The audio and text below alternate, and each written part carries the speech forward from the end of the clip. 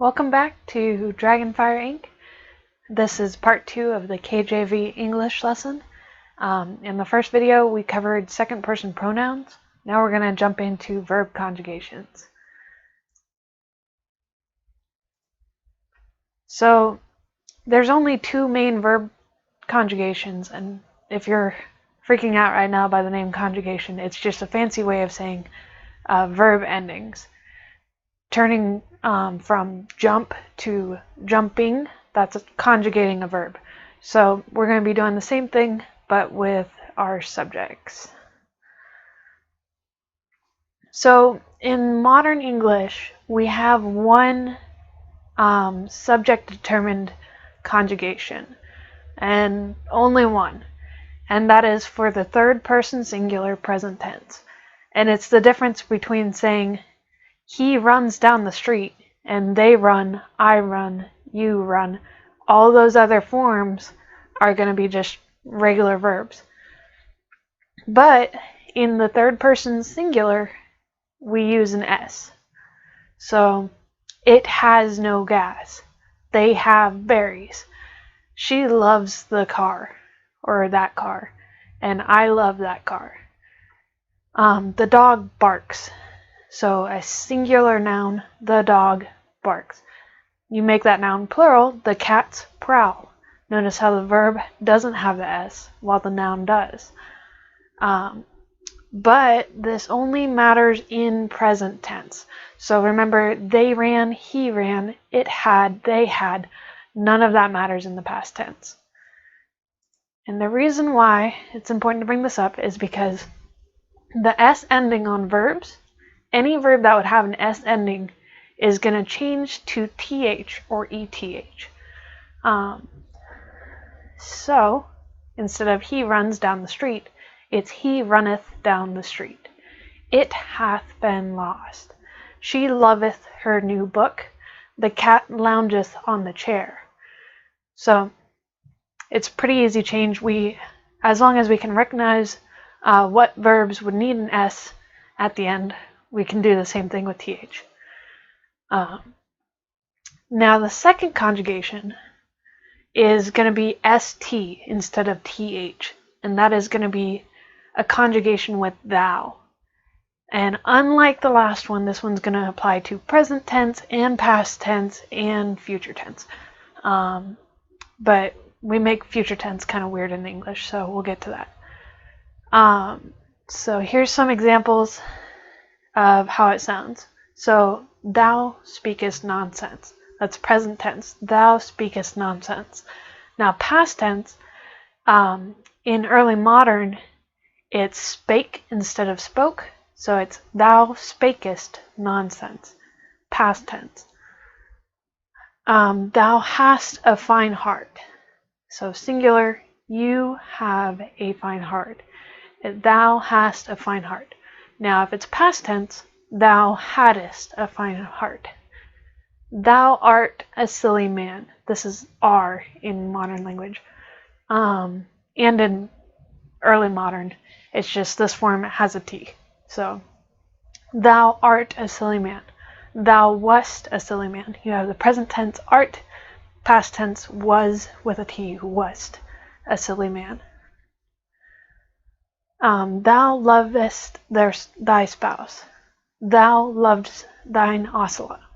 So remember thy and thine from the first video. You've got a consonant word and then a vowel word, but a lot of times you'll have that ed ending and then you'll simply tack on the st on top of it. So thou lovest thine ocelot. Thou seest not. Thou sawest not. Thou dost tremble, thou didst tremble. And dust also has thou doest. They're slightly different from what I can tell, but the word is the same root.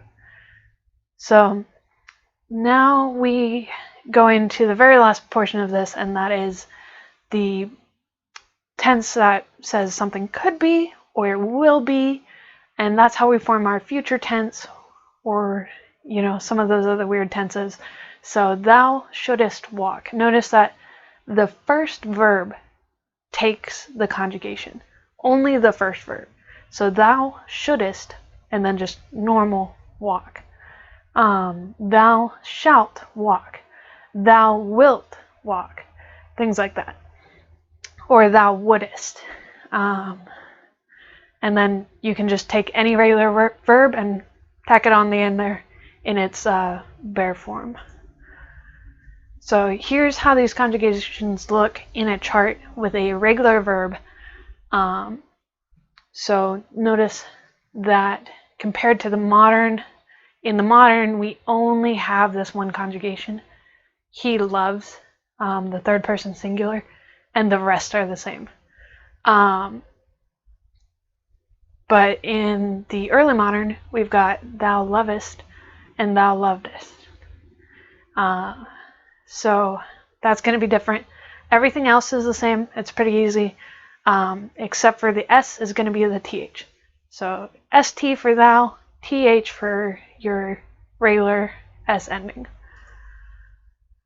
Some irregular verbs, because in English, our most irregular verbs are also our most common verbs. So this one is to be. So you would say I am, I was in both versions.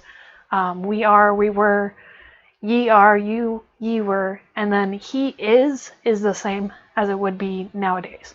He is, he was, that's the same. The only change is thou art and thou wast. And they have that T ending. So here's another irregular verb that's used a lot. We have. So I have, I had, he has with the S ending is going to become he hath. So at the bottom there, because we have or had on everything except for he has. And that's going to be he hath in the early modern.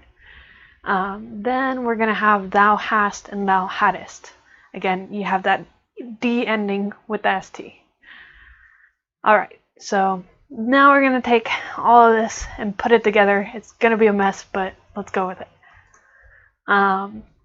So here I've put in parentheses our blanks, but I've also kind of narrowed it down. So you've got you, and then I put hyphen to indicate hyphen S singular or hyphen P for plural. So should be pretty intuitive if you want to pause and take a stab at it yourself.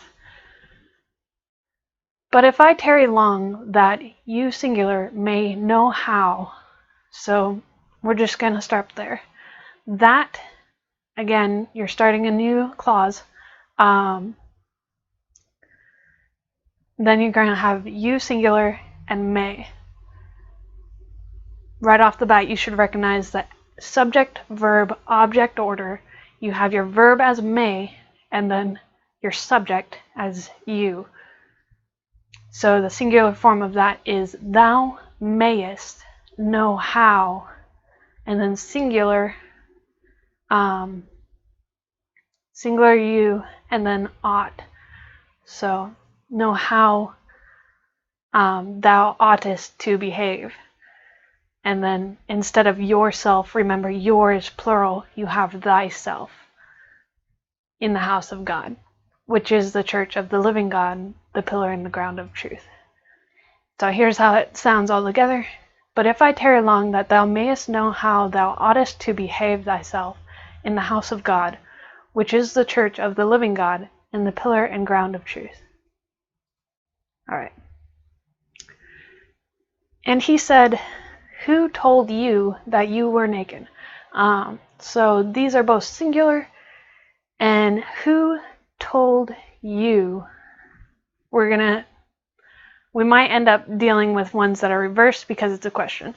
But in this case, we still have our subject, verb, and object. Who being your subject, told being your verb, and you being your object. So who told thee that, and then you were subject verb, thou wast naked. and then have you eaten of the tree. This is what I'm talking about with the reverse question. We would say, you have eaten, but if you're asking a question, have you eaten? It's the same thing. It's still a subject, but it's just reversed because it's a question. So the verb is still going to take on that conjugation. So hast thou eaten of the tree whereof I commanded you that you should not eat. So whereof I commanded you, being singular. That's your phrase right there. I commanded you. SVO, we're on object. So that whereof I commanded thee, that, and then subject verb, thou shouldest not eat. And I know that's kind of confusing. So here it is all together. And he said, who told thee that thou wast naked? Hast thou eaten of that tree, or of the tree whereof I commanded thee that thou shouldest not eat? All right. So more practice. This one's with the plural. Obey my voice and do them according to all which I command you, plural. So shall you, plural, be my people, and I will be your, plural, God. Already, you may already kind of know how this fits together, but we're going to look at I command blank. So I, subject, verb, object. So I command you is actually the correct form. So shall blank be my people. This one's a little bit more tricky because it's out of order and it's not a question. So if you come across something like this, you can just reorder the sentence into kind of the layman's everyday sentence. You shall be my people. That's how we would say that. You shall be my people. So that is actually your subject. But it's plural. So it's ye, so shall ye be my people. And I will be blank God. So your, plural, is just your. The same way we would use it today.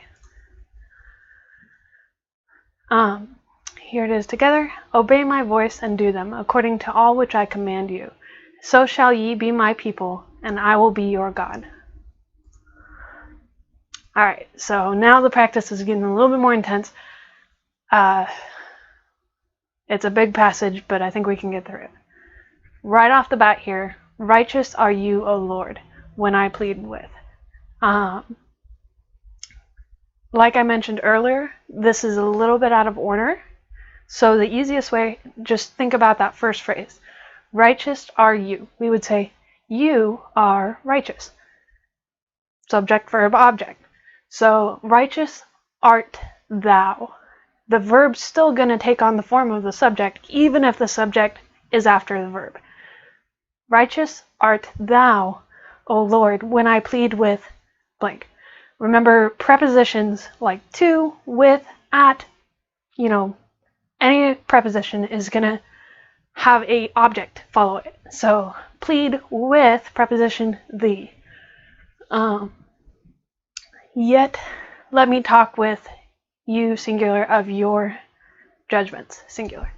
So talk with, dead giveaway, there's another preposition, the, of, thy judgments, because it's singular.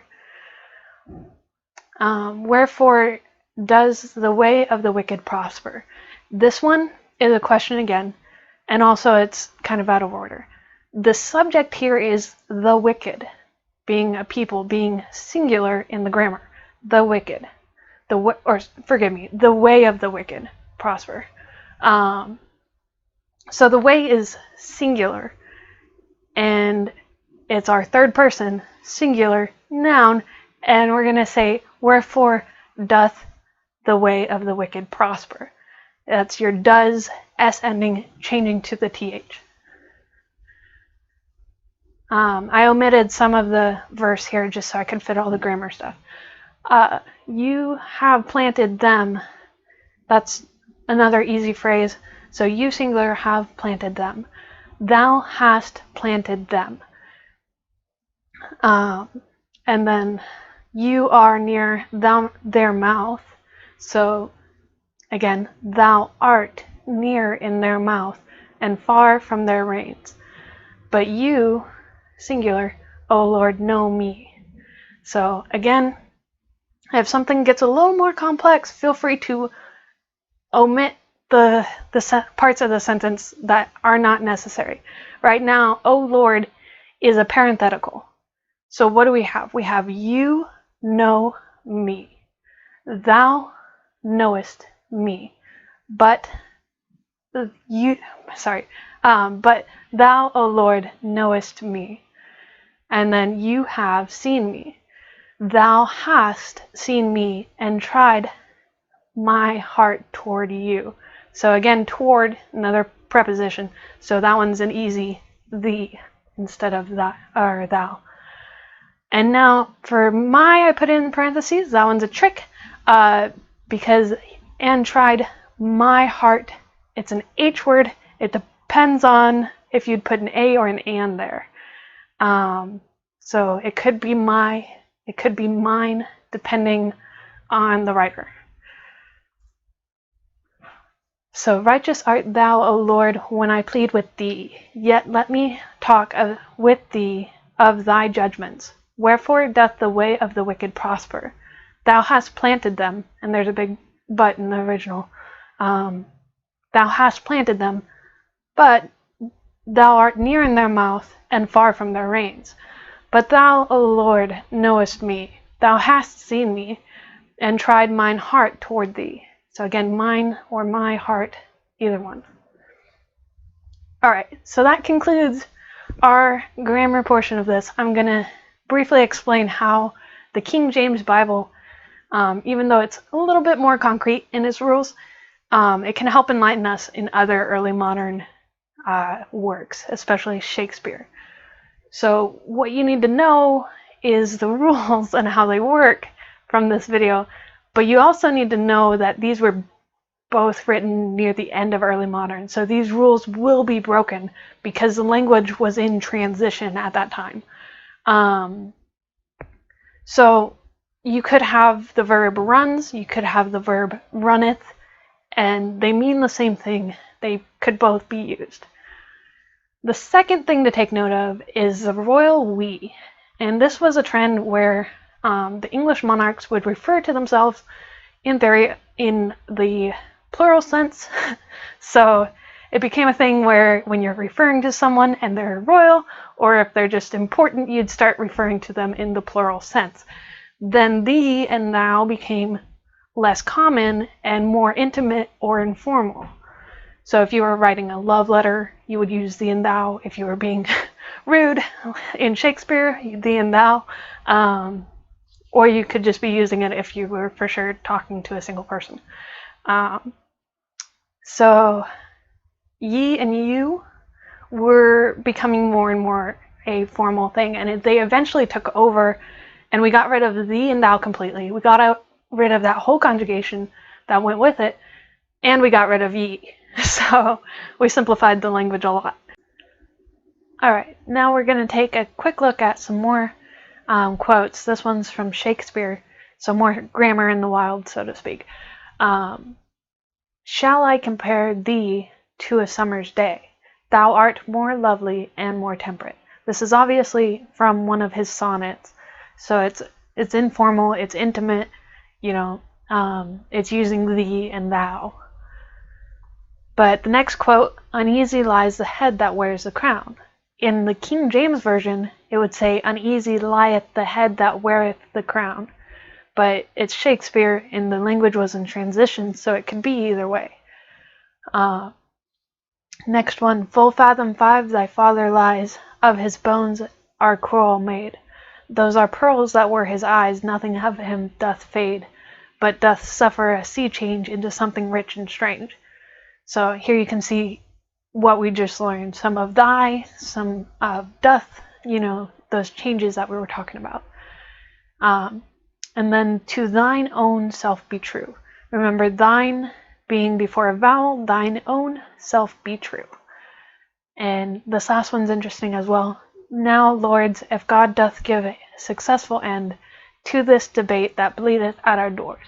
So it just looks at first glance like Shakespeare was being inconsistent with his verb forms, but check out this last line and also the second one.